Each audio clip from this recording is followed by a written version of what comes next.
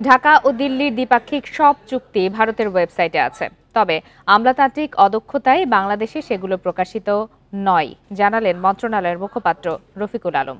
দুপুরে পররাষ্ট্র মন্ত্রণালয়ের সাপ্তাহিক ব্রিফিংয়ে তিনি একথা জানান। এ সময় এক প্রশ্নের জবাবে মুখপাত্র বলেন, সাবেক প্রধানমন্ত্রী শেখ হাসিনা ভারতের নাগরিকত্ব নিয়েছেন কিনা তা পররাষ্ট্র মন্ত্রণালয়ের জানা নেই।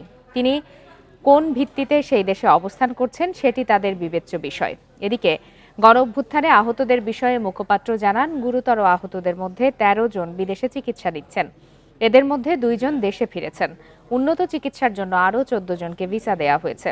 এছাড়া তিনি জানান, ২১ জানুয়ারি সুইজারল্যান্ড সফরে যাচ্ছেন প্রধান উপদেষ্টা। তবে যুক্তরাষ্ট্রের নতুন প্রেসিডেন্টের শপথ অনুষ্ঠানে ওয়াশিংটনে বাংলাদেশ মিশনের প্রধান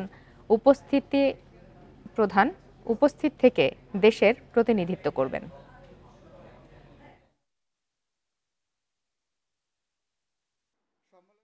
১৩ জন আহত চিকিৎসা সেবা প্রার্থীকে দেশের বাইরে উন্নত চিকিৎসা প্রদানের লক্ষ্যে পাঠানো সম্ভব হয়েছে। এর মধ্যে ২ জন চিকিৎসা সেবা গ্রহণ করে দেশে ফেরত এসেছেন।